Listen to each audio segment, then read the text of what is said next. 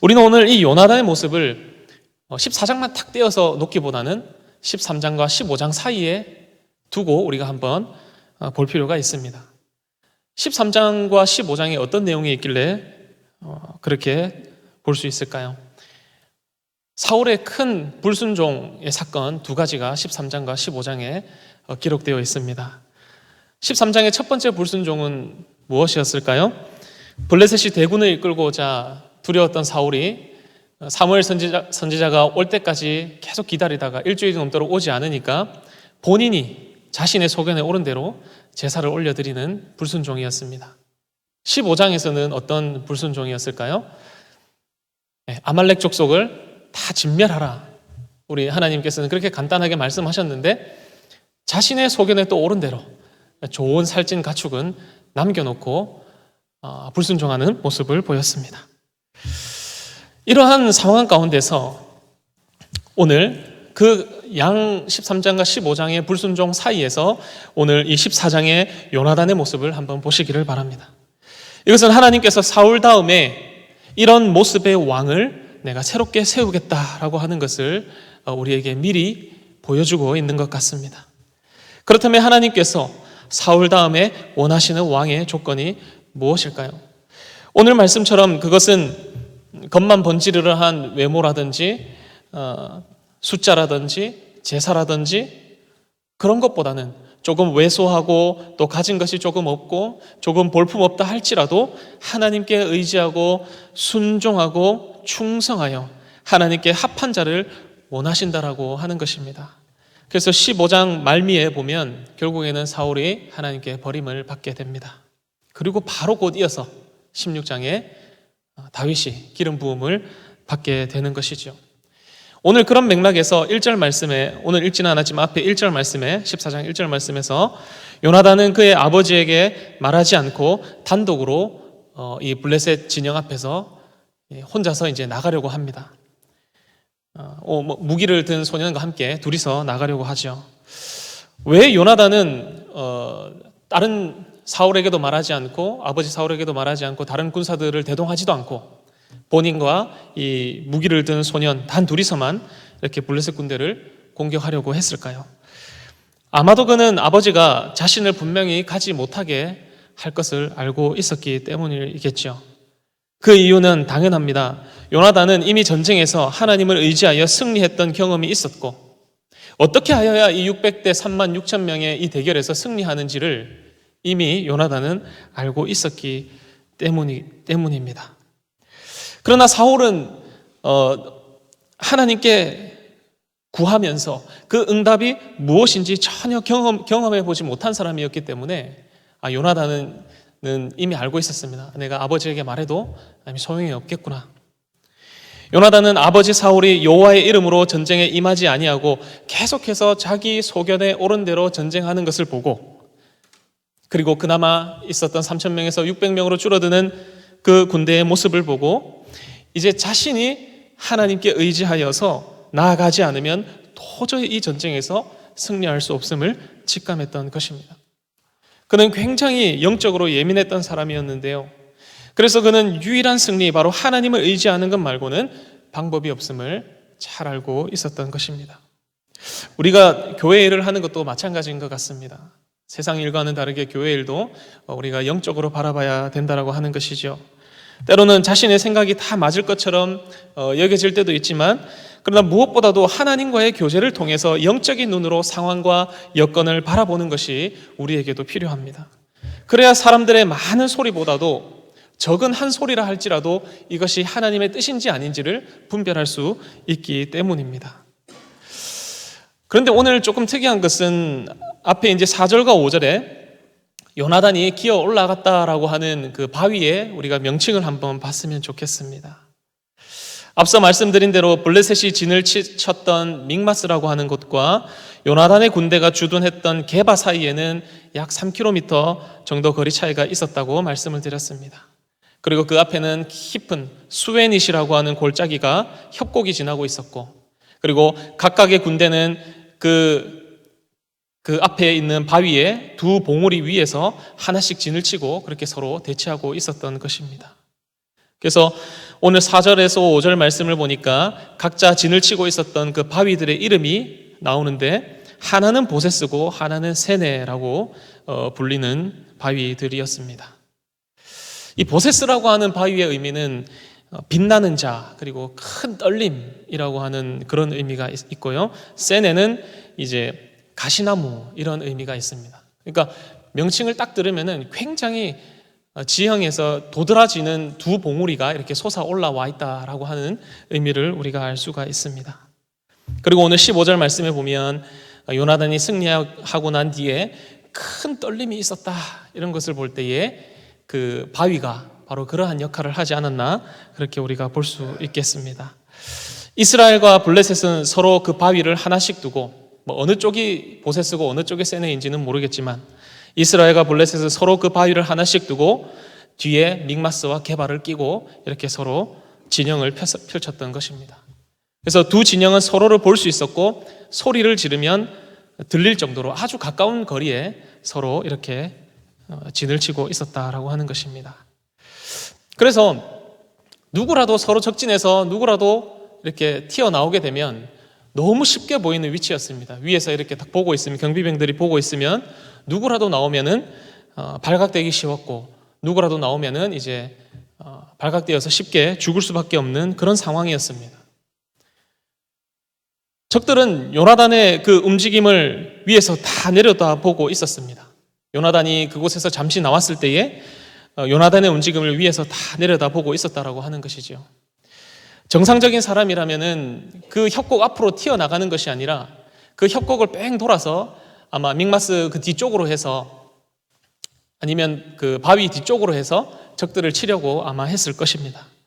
그런데 어찌된 영문인지 오늘 요나단은 무기를 든 소년과 함께 그냥 돌진 앞으로 하고 있는 것입니다.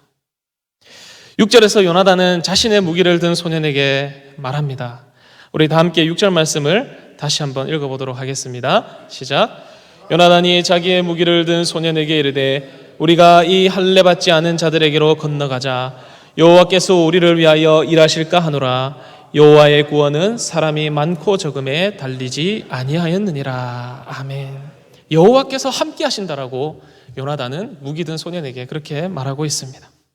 하나님께서 함께 하시면은 사람의 많고 적음은 문제가 아니다 이렇게 말하고 있는 것입니다. 이처럼 요나단의 오늘 이 모습은 세상의 많은 성도들에게 도전이 되고 용기를 주는 본문이라고 할 수 있습니다. 그 이유는 적들의 많고 적음, 오늘날로 말하면 세상의 강함을 보고 계산하는 것이 아니라 그들의 숫자를 바라보는 것이 아니라 하나님이 얼마나 크신가, 하나님이 얼마나 위대하신가, 하나님이 어떤 분이신가를 보고 앞으로 나아갔기 때문에 요나단과 무기를 든 소년은 돌아가지 않고 앞으로 용감하게 나아갈 수 있었다라고 하는 것입니다. 그는 용감하게 블레셋을 향하여 나아갈 수 있었고 하나님의 역사가 그들 가운데 나타날 수 있었습니다.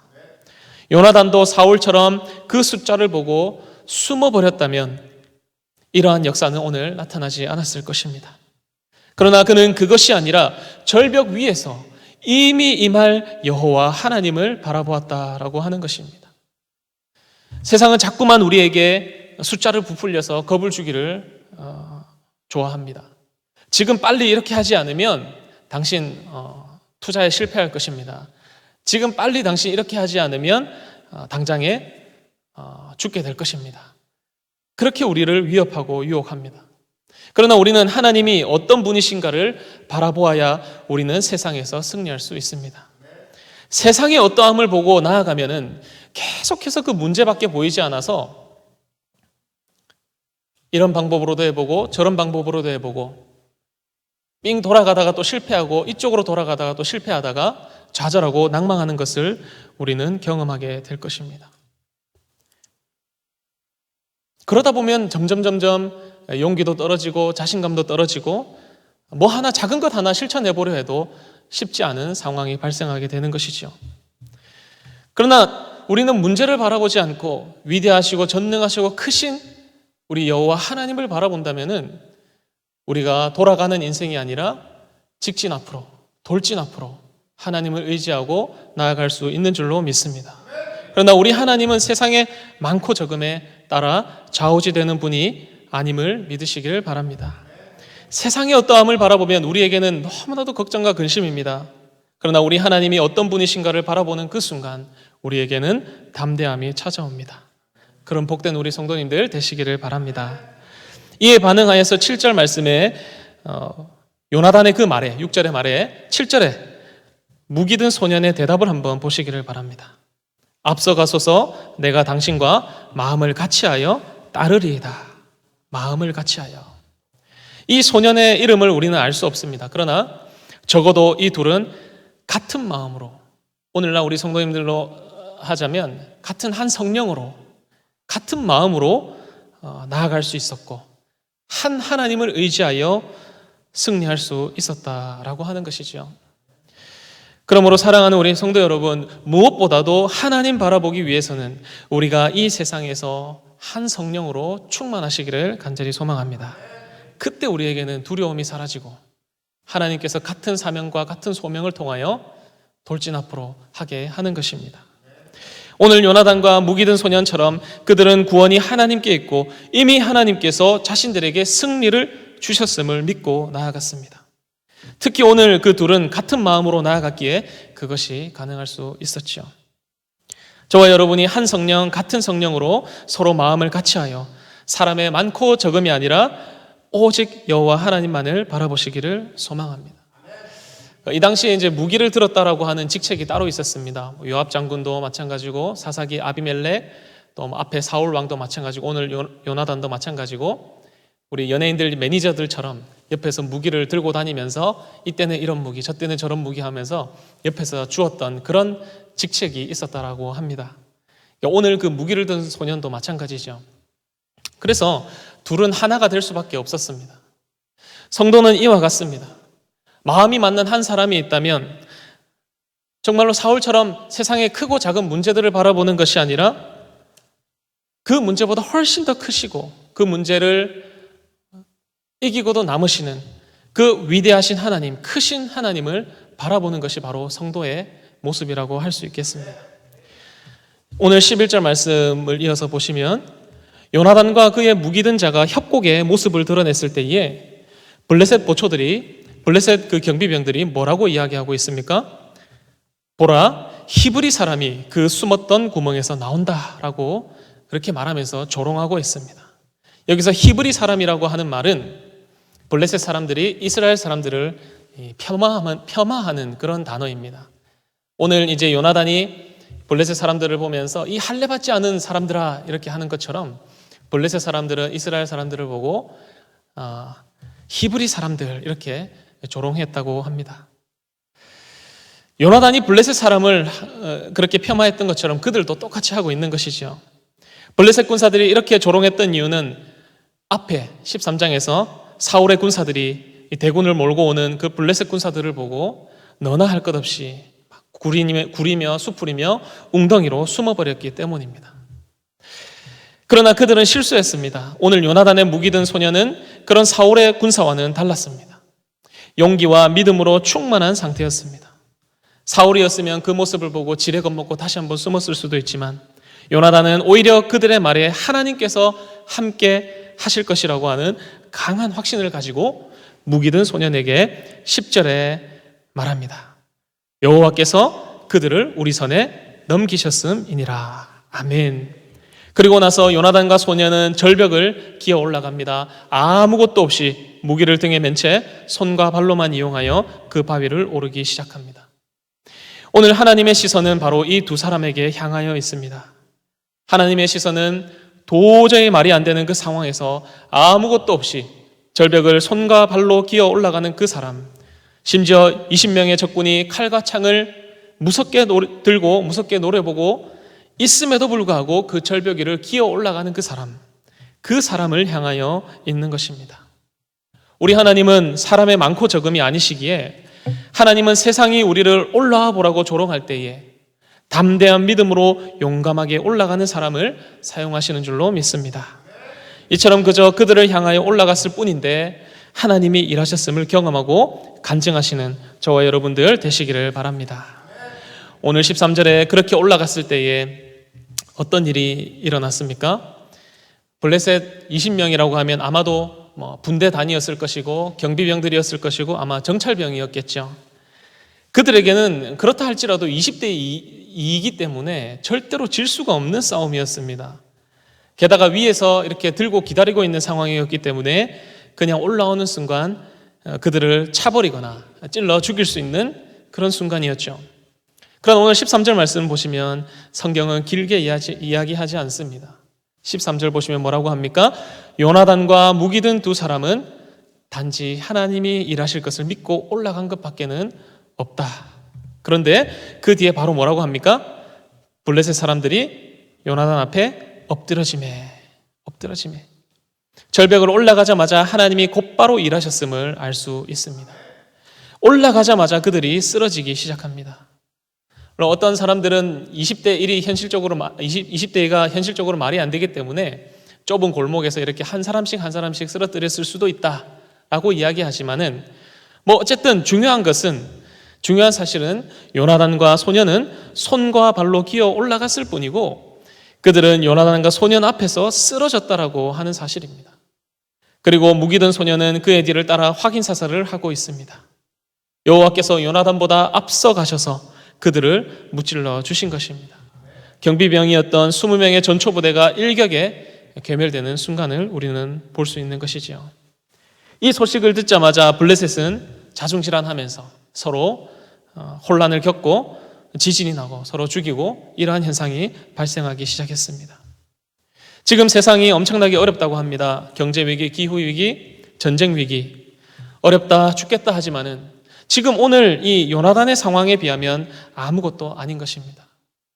올라가는 것부터가 그 자체부터가 말이 안 되는 상황인데 올라오기만 해봐라 그대로 죽여버리겠다라고 벼르고 있는 중인데 어떻게 그곳을 손과 발로만 기어 올라갈 수가 있다는 말일까요? 그런데 올라가기만 했더니 누가 역사하셨습니까? 바로 우리 여호와 하나님이신 줄로 믿습니다. 사랑하는 우리 성도님, 우리에게도 이런 용기와 담대함이 있기를 바랍니다. 오늘날 영적인 전투력, 즉 성령의 충만함을 상실하여 세상이 걱정하면 똑같이 나도 걱정하고 있고 세상의 많음이 모든 것을 좌우지한다고 할 때에 똑같이 나도 근심하고 염려하는 것이 아니라 오히려 성령의 충만함으로 하나님이 나와 함께라면 나 혼자라도 저 36,000명 앞에 나아가겠다라고 하는 그 믿음을 저와 여러분이 가지시기를 바랍니다. 블레셋의 36,000명은 아무것도 아닙니다. 우리 하나님께서는 200만 명이 넘는 그 수많은 이스라엘 백성들을 단 한순간에 먹이시고 단 한순간에 인도하신 분 아니겠습니까? 전능하신 여호와 우리 하나님이 아니시겠습니까? 말씀 한마디면 충분하신 그의 능력이 오늘 우리 가운데 살아 있습니까? 너무 뻔한 말씀 같겠지만 사실상 우리가 정말 그 어려운 문제를 직면하였을 때 우리에게는 어떤 말씀이 떠오르고 있습니까? 요나단은 가장 불순종하였던 사울의 아들이었음에도 불구하고 그럼에도 그는 그 여호와의 능력을 믿었습니다. 어쩌면 다윗이 골리앗 앞에 이 할례받지 않은 자가 누구냐? 전쟁은 여호와께 속하여 있다라고 하는 이 용맹함을 아마 이 요나단에게 배운 것이 아닐까 그렇게 생각합니다. 그뿐만이 아닙니다. 성경은 전부 다 이런 내용으로 우리에게 승리를 가르쳐주고 있습니다. 아브라함의 318명의 용사가 동방국가의 5나라를 격파하는 것도 물론이고 기드온의 300용사가 14만 명이나 되는 미디안 군사를 쳐부수는 이야기도 물론이고 삼손 혼자서 3,000명이 넘는 블레셋인들을 죽인 이야기도 물론이고 히스기야가 사네립과의 전쟁 가운데 천사가 하룻밤 사이에 18만 5천 명이나 되는 그 군사를 단 하룻밤 만에 죽인 이야기도 물론이고 다 무엇을 우리에게 말하고 있습니까? 전쟁은 오직 우리 여호와 하나님께 있는 줄로 믿습니다. 우리는 그저 작은 말씀 한 구절이라도 실천할 뿐인데 30배, 60배, 100배의 결실을 맺게 하시는 분은 우리 하나님이신 줄로 믿으시기를 바랍니다. 사랑하는 우리 성도 여러분, 우리 예수님은 또 어떻습니까?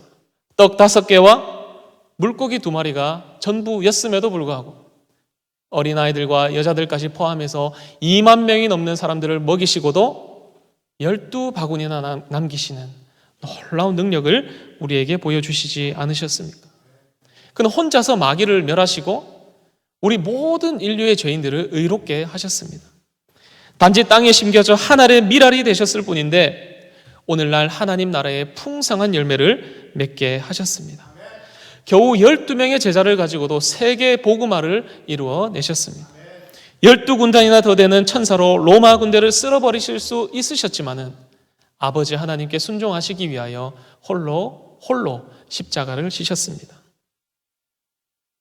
사람의 많고 적음이 우리에게 중요한 것이 아닙니다. 세계 부흥을 이끌었던 위대했던 18세기부터 20세기의 그 부흥의 물결을 한번 보시기를 바랍니다. 믿음의 선진들을 보십시오. 한 사람의 캠퍼스 정오 기도회를 통하여 수많은 예배와 집회와 교회가 일어나게 되었고 몇 사람의 직장인 기도회를 통하여서 수 없는 예배와 집회와 부흥회가 일어나게 되었던 것을 우리는 알 수가 있습니다. 적은 한두 사람의 기도가 모이기 시작하더니 마치 물이 바다를 덮는 것과 같은 그러한 여호와의 영광이 온 세계를 덮는 그러한 광경을 우리는 볼 수가 있습니다. 놀라운 것은 그 수많은 하나님의 역사 가운데에 오늘 이 요나단의 놀라운 전쟁의 승리는 겨우 하나님의 역사 가운데 겨우 조그마한 한 사례밖에 안 된다라고 하는 것입니다. 우리는 오늘 이 요나단의 전쟁의 승리가 우리 가운데도 일어나기를 간절히 소망합니다. 14절은 요나단의 첫 공격에서 우리가 조금만 더 보시면 오늘 14절 가운데 보시면 반나절 가리 땅 안에서 처음으로 쳐 죽인 자가 20명가량이라 이렇게 표현을 합니다. 어떤 학자들은 소 2마리가 반나절 동안 갈 수 있는 밭의 면적이라고 이렇게 설명을 하는데요. 소 2마리가 반나절 동안에 갈 수 있는 밭의 면적, 그 시간이 지나는 동안 20명을 죽였다 이렇게 말하기도 하는데 이것이 좀 표현이 어색하기 때문에 72년 그 번역 성경에 따라서 활과 들의 돌들로라고 하는 말로 번역하기도 합니다. 그러니까 요나단과 무기를 든 소년이 활과 돌들로 그 20명을 쳐 죽였다 이렇게 번역하기도 하는 것이죠. 어쨌든 이것도 중요한 것은 20명 가량을 쳐 죽인 이 요나단의 결과를 우리는 보아야 하는 것입니다. 요나단과 무기 든 자의 성공적인 오늘 이 공격은 블레셋 진영 전체에 두려움을 불러일으켰습니다. 요나단이 지금 짧은 순간에 20명의 경비병을 죽인 이 결과가 나중에 뒤에는 이 36,000명이라고 하는 블레셋의 대군들이 전부 다 놀라서 서로 혼비백산하며 중간에 또 다른 히브리 사람들이 일어나서 사울 군대가 같이 합심해서 그 블레셋 군대를 완전히 괴멸시키는 수준까지 나아갔다라고 하는 것이죠. 베다인을 지나 아얄론이라고 하는 곳까지 쫓아가서 그들을 완전히 쳐부수는 결과를 나타낼 수 있었습니다. 요나단과 무기 든 소년은 첫 출발이 미약했지만은 그 끝은 창대하게 하시는 하나님께서 36,000이라고 하는 놀라운 블레셋의 군대를 삽시간에 물리쳐 주시는 역사를 우리 가운데 보여주셨습니다. 사랑하는 성도님, 우리도 이와 같이 어찌할 수 없는 어려운 상황에 직면해 있다면 이를 해결하기 위하여 지금 우리가 어떻게 해야 할지 스스로 한번 물어보아야 합니다. 지금 내 앞에 있는 그 문제를 바라볼 것인가? 아니면 나를 구원하실 전쟁은 하나님께 속해 있듯이 그 전쟁을 인도하시고 주관하시는 하나님을 바라볼 것인지는 우리 가운데에 달려 있습니다. 첫 시작은 그저 작은 발걸음뿐일지도 모릅니다. 그러나 그 주권이 여호와께 달려 있음을 믿는다면 그 끝은 우리가 상상하지도 못할 크고 놀라운 일들로 우리에게 응답하실 줄로 믿습니다. 사람의 많고 적음을 보지 말고 하나님을 보시는 저와 모든 성도님들 되시기를 간절히 바랍니다.